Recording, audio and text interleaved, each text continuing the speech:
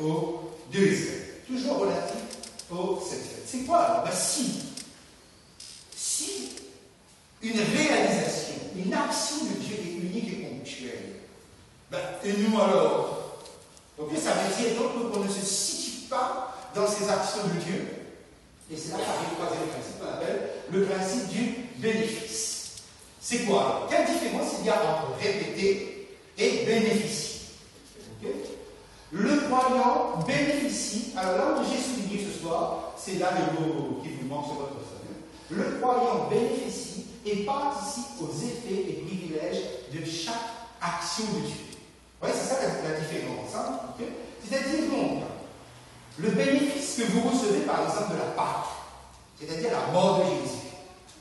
La Pâque est toujours valable. Vous n'avez pas à le répéter. Vous n'avez pas à le reproduire dans un rituel symbolique. Parce qu'il a été fait, il a été accompli. Et aujourd'hui, vous êtes les bénéficiaires de la mort de Jésus, sans avoir à le reproduire dans un rituel. Vous voyez, donc, vous bénéficiez, vous participez à cet effet privilège. Prenons par exemple la Pentecôte. La Pentecôte, c'est pareil, c'est l'effusion du Saint-Esprit. Eh bien, jusqu'à présent, vous bénéficiez de l'effusion du Saint-Esprit.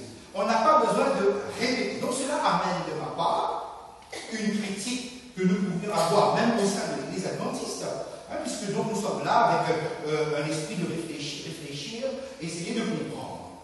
Quand nous parlons, ou quand on parle en général, et nous aussi nous avons ce langage, quand nous parlons de nouvelle Pentecôte, il y a un vrai problème qui se pose ici. Ça veut dire quoi, nouvelle Pentecôte? Nouvelle Pentecôte veut dire que je ne suis pas satisfait, que quand je regarde dans la parole de Dieu ce qui s'est passé à la Pentecôte, je me dis, eh bien, écoutez, il y a un problème. Donc, ce que je vais faire, je vais prier, je vais demander au Seigneur une nouvelle Pentecôte pour l'Église.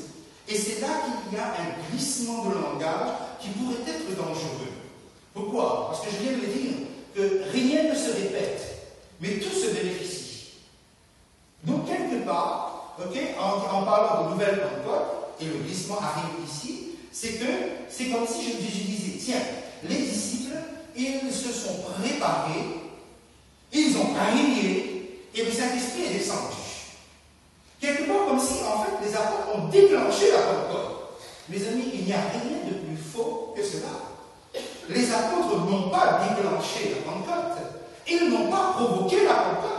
La Pentecôte devait se faire. Pourquoi? Parce que la Pentecôte était une décision du ciel qui devait se réaliser à une date précise. Qu'est-ce que les apôtres ont fait alors? Eh bien, ils se sont préparés à un événement céleste qui allait se produire. Mais ils n'ont rien provoqué. Parce qu'au fond, ça veut dire, j'ai donc le pouvoir de décider que le Saint-Esprit va descendre. Alors préparons-nous et faisons descendre le Saint-Esprit. Les amis, il n'y a rien de plus faux. Parce que justement, le Saint-Esprit lui-même qui est maître de toutes choses, okay, c'est lui qui décide véritablement. Parce que qui décide? Qui décide de la réalisation de quelque chose? Et ceci va nous permettre quelque part de comprendre au fond que l'action du Saint-Esprit même n'est pas forcément bien comprise dans notre esprit. Parce que je peux ressentir un état d'insatisfait, et remarquez bien, en prenant comme modèle ce qui s'est passé historiquement à la Pentecôte, je me dis, ah, ça ne va pas chez moi. Comme je peux vous dire, écoutez les amis, ça ne va pas dans cette église, nous allons jeûner, nous allons prier, nous allons supplier, et nous allons demander au Saint-Esprit de descendre. Les amis, c'est le Saint-Esprit qui décide s'il descend, ou s'il ne descend pas. Il ne se plie pas à ma volonté, il se plie à la sienne. Et quels sont alors les critères pour savoir pourquoi moi je ne reçois pas la plénitude, je ne reçois pas le Saint-Esprit? Et qui vous a dit que vous ne recevez pas le Saint-Esprit, que vous n'avez pas la plénitude du Saint-Esprit? C'est parce que vous avez pris un modèle quelque part, et ce modèle soit il est dans la Bible, c'est-à-dire vous avez pris une réalisation historique, ou soit le modèle il est chez quelqu'un que vous avez vu peut-être en pleine puissance, ou peut-être parler en langue, ou peut-être faire des choses extraordinaires, vous dites, ah, voilà! Comme je ne fais pas ça, donc je n'ai pas le Saint-Esprit. Mes amis, erreur. Le Saint-Esprit travaille pas toujours avec des effets spectaculaires. Et la plupart du temps, c'est sans effet spectaculaire. Parce que le Saint-Esprit peut travailler en vous et peut-être que vous n'êtes pas conscient. Quand vous êtes en train d'étudier la parole de Dieu, peut-être là vous êtes dans les bancs, en train de réfléchir, en train d'étudier. Le Saint-Esprit est pleinement en vous parce qu'il est en train de mettre de vous canaliser. C'est pas l'homme parle, c'est le Saint-Esprit qui travaille dans le cœur. Il est possible que vous êtes à genoux en larmes, disant, et que vous êtes rempli du Saint-Esprit. Vous voyez, nous sommes trompés par la mauvaise compréhension entre réalisation et révélation.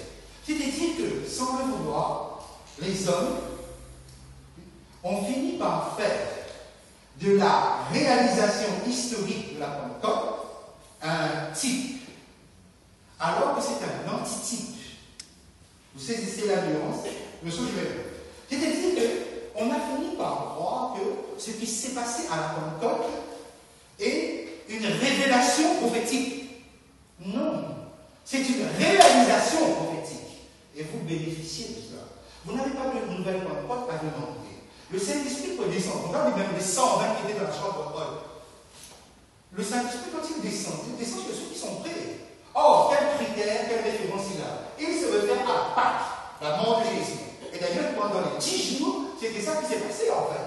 Okay? Ils étaient là à se mettre en accord, à se mettre en harmonie avec la... Quand le Saint-Esprit arrive, il regarde seulement si Jésus est en vous. S'il est en vous, il descend et il décide comment il descend et comment il se manifeste. Donc, vous voyez, vous comprenez bien cette nuance. Je crois que, et moi, je suis extrêmement prudent avec cette expression une nouvelle Pentecôte, parce que, justement, l'Église de Philadelphie ne cherche pas une nouvelle Pentecôte. Ça, bien entendu, ce n'est pas une nouvelle Pentecôte, okay? Mais l'Église de Philadelphie va rechercher une nouvelle effusion du Saint-Esprit qui sera différente de la Pentecôte. Alors, suivez bien le planning prophétique de Dieu et vous allez voir comment, avant le retour de Jésus, c'est quelque chose d'autre, de différent. Si vous voulez l'appeler Pentecôte, et d'ailleurs, Dieu, dans sa sagesse, a fait en sorte que cette fête qui est au centre-là ait 4 noms. Par exemple, la fête des semaines. Pourquoi? Parce qu'il fallait compter cette semaine. La fête des 50 jours. Pourquoi? Parce que si vous ne voulez pas compter une semaine, comptez les jours. 50 jours, Pentecôte veut dire 50 jours. Ou la fête des prémices. Pourquoi? Parce que c'était le jour où on ramassait les prémices pour présenter devant Dieu. Et la dernière appellation, c'est la fête de la moisson. Regardez bien ces 4 appellations, vous verrez que 3 ne tiennent plus aujourd'hui. Pourquoi? Parce que les 3 se sont réalisés à l'époque des apôtres.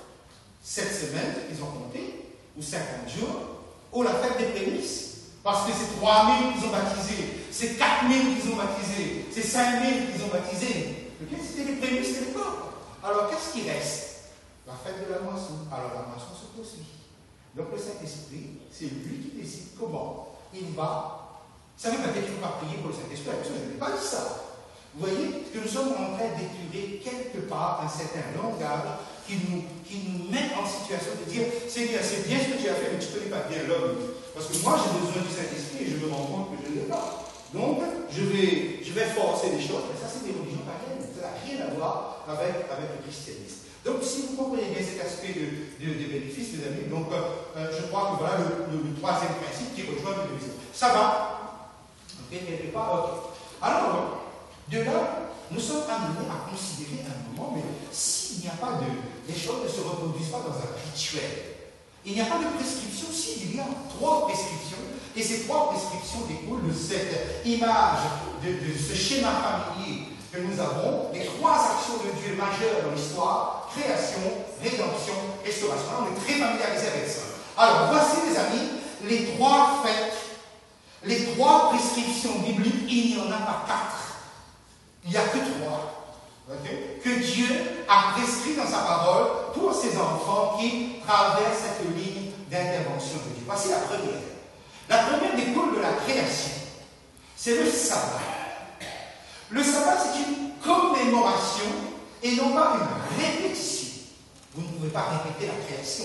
Ça n'a pas de sens. Comme le mot l'indique, commémore, mémoire.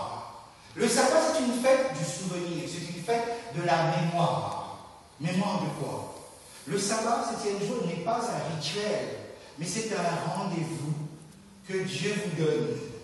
Okay? C'est un rendez-vous avec un Dieu qui vous aime, qui vous dit, regarde, tout ce que j'ai fait, regarde la création, tout ce que j'ai fait, je l'ai fait pour toi, et je t'ai mis au centre, je t'ai mis au top, je t'ai élevé parce que je t'aime. C'est ça le sabbat. c'est un rendez-vous d'amour, ce n'est pas un rituel. Okay? Deuxième prescription biblique, c'est le baptême. Le baptême n'est pas un rituel, le baptême c'est une alliance. C'est une alliance avec un Dieu qui nous dit, regarde, je t'aime, j'ai fait tout ça pour toi, je te rachète, tu es à moi, tu m'appartiens, je meurs, je suis mort pour toi.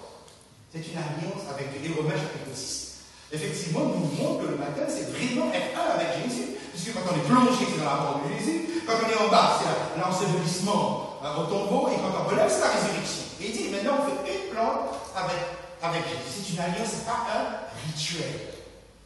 Et troisième prescription de Dieu, qui découle de la rédemption et de la restauration, c'est la Sainte Seine. La Sainte Seine a cette particularité de joindre le passé avec le présent, et l'avenir.